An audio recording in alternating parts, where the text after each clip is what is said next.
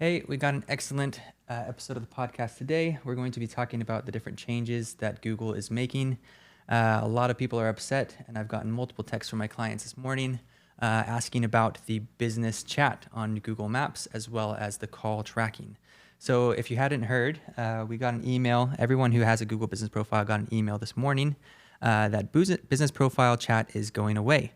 It will officially go away on July 31st, and then chat option will actually go away on July 15th. So we won't be able to see any of the previous chats after July 31st, but you won't be able to send any messages after the 15th. This, honestly, I don't see this as being a big problem. Most of the clients that I have only receive spam messages on these chats, and I think that's the reason that Google has decided to axe the program.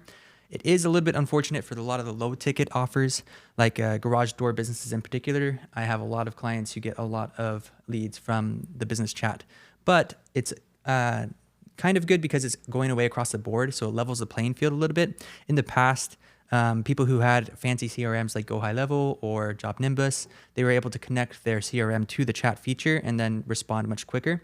But the smaller businesses who didn't have nice CRMs usually weren't able to respond very quickly on the chats since it just went to their email notification, and not all of them are looking at their email all the time.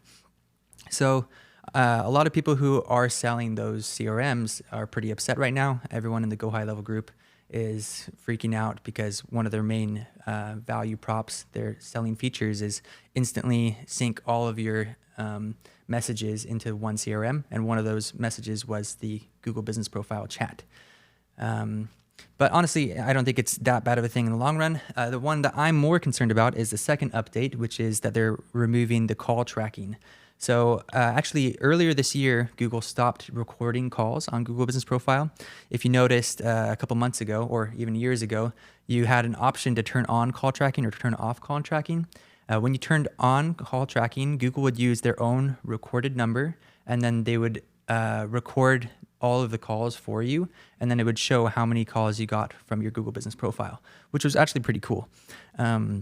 A lot of people didn't like that because they wanted to have their number written instead of Google's number, just in case someone writes it down, and so it's consistent across all of their print media as well. So some people would opt to turn that off. Google axed that program earlier this year, but now they're taking it one step further, whereas before they turned off call tracking, but they still left reporting to show how many calls you got every single month. But now they're also turning off reporting, which is actually very upsetting for me and most other SEO and marketers, because one of the main metrics that we would track for our clients is how many calls they got versus how this last 30 days versus previously. So we will always track how many calls they got historically over the last 6 months. Maybe you're averaging 10 to 15 calls a month before we start working together. But after we've worked together for 3 months, your average call per month is 30 to 40 calls a month. That's a really good metric to show that our SEO efforts are making an impact in your business, that you're getting more business as a direct result from the actual SEO efforts.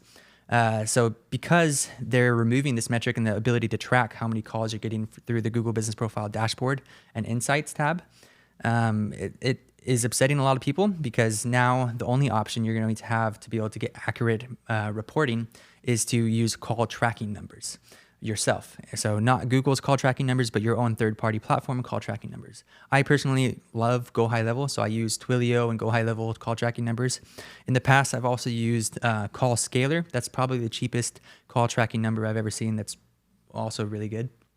Another really popular one is Call Sling and Call Rail. I personally don't like Call Sling. I think it's overpriced and overhyped, but Call Rail is pretty good. They got a nice app, and you can set up a lot of things with their app. So I'd highly recommend everyone who's in marketing to invest and set up these call tracking numbers to be able to accurately report how many leads they're actually getting. And I have noticed, and I think one of the reasons why they are removing this feature of reporting how many calls is because the data hasn't been very accurate historically. I do have a couple of my own businesses that we have a call recording feature, and we have we compare it to the GMB reporting stats, and we got way more calls on our actual phone than just from the GMB, because I have separate lines. I have a line on GMB and I have a separate line on the website, so I could test which one is getting more calls, the website or the GMB.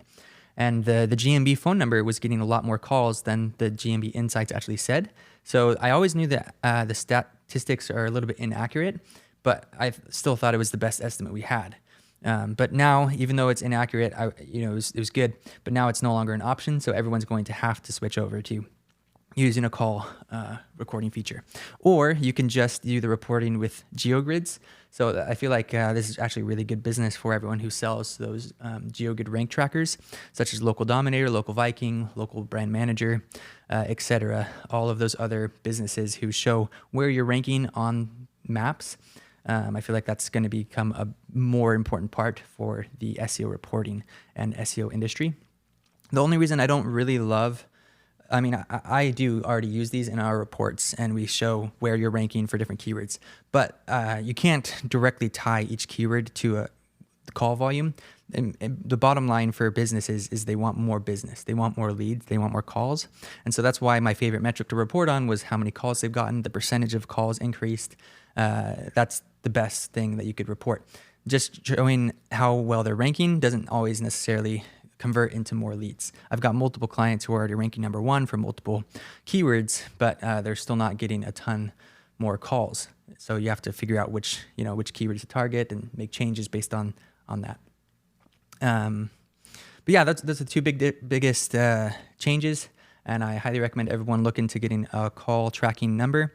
I'll also leave a link on how to safely edit your Google Business Profile without suspending it. There is a very, very specific method. I'll just go over it really quickly. Whenever you edit a Google Business Profile, whether it be the name, the address, the phone number, you need to be very careful, because if you just go in the back end of the Google Business Profile and make the edit, you'll trigger a suspension. And so you want to suggest the edit a couple of times from different Google accounts, and then you'll want to use an API. I use local.io. That's my favorite API. It's really strong. It's trusted by Google. You can set up a free trial for 2 weeks and then go in, connect the GMB, and use that API to request a change. That's a really good way. It will always almost instantly get accepted as the edit. You can also add the second phone number, the call tracking number, to the GMB as a secondary phone number, and then delete the first number. That's an extra safe way to change the phone number. And then, of course, update the social profiles and citations before you make any changes as well. And that's pretty much in a nutshell, how to safely edit the GMB. But good luck out there, and hopefully everyone figures out the best way moving forward.